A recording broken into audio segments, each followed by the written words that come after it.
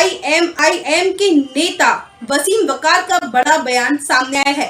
उन्होंने एक प्रेस वार्ता के दौरान कहा कि वसीम रिजवी मदरसों के खिलाफ थे, वे मदरसों को बंद करवाना चाहते थे। भारतीय जनता पार्टी की जो पिछली सरकार थी उसमें वसीम रिजवी, मोहसिन रजा ये दोनों मदरसों के खिलाफ थे। मदरसों की जांच कराया करते थे, ज़बानी खर्च किया करते थे। इनकी कोशिश ये होती थी मदरसे बंद हो जाएं, लेकिन उनके ख्वाब रह गए। इस सरकार में जो नए मंत्री बने हैं, राज्य मंत्री दानिश अंसारी, वो इन दोनों वसीम रिजवी और मोहसिन रजा से भी 4 कदम आगे निकल गए। जांच भी करा दी, बंद भी कराने में तुले हुए हैं। बंद का मतलब आप जहां दीनी तालीम है वहां आप अपना कोर्स लागू कर रहे हैं। मंत्री जी, मैं आपसे कह रहा हूं कि अगर आपको बहुत फिक्र है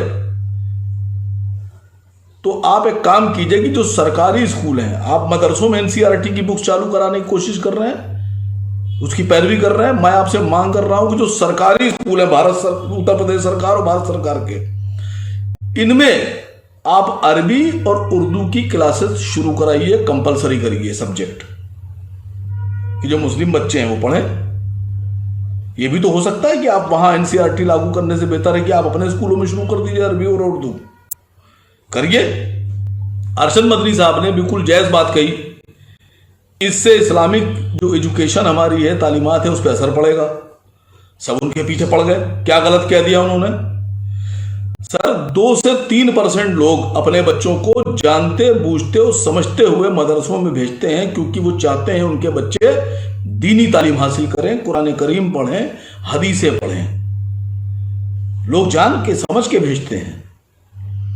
आप कह रहे हैं कि नहीं, लैपटॉप और फलां और ढमक, जिनको लैपटॉप की जरूरत है उनको आप लैपटॉप दे नहीं रहे, बेसिक और माध्यमिक शिक्षा वालों बच्चे जो हैं। और यहां आप कह रहे हैं लैपटॉप।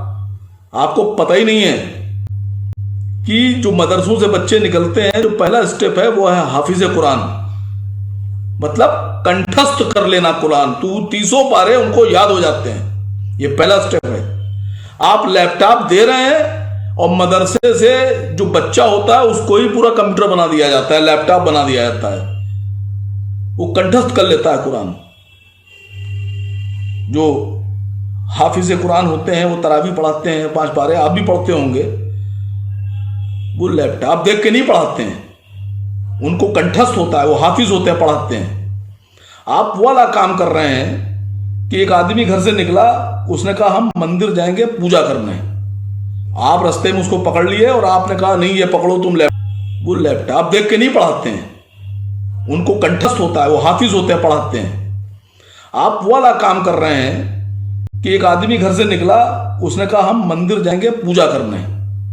आप रास्ते में उसको पकड़ लिए और आपने कहा नहीं ये पकड़ो तुम लैपटॉप, और ये अमिताभ बच्चन की CD, पहले ये लैपटॉप पर CD देखो, पिक्चर देखो, उसके बाद जाओ पूजा करने। भाई वो अपने धर्म के अनुसार पालन कर रहा है, आप जबरदस्ती उसके धर्म में खड़मंडल डाल रहे हैं बीच में। ये ठीक बात नहीं है। आप रवैया बदलिए। मुसलमानों के जो रिचुअल्स हैं, जो मुसलमानों की आस्था है, आप उसमें अड़ंगा मत डालिए। ये ठीक बात नहीं है।